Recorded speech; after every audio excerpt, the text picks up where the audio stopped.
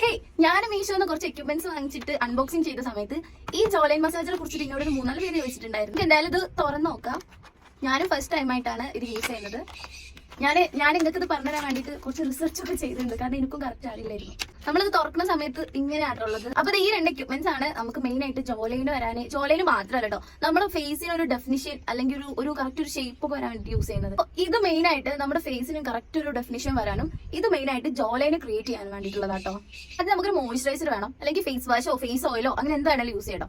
ഇത് മുഖത്ത് അപ്ലൈ ചെയ്തതിന് ശേഷമാണ് നമ്മൾ ഇത് യൂസ് ചെയ്യേണ്ടത്.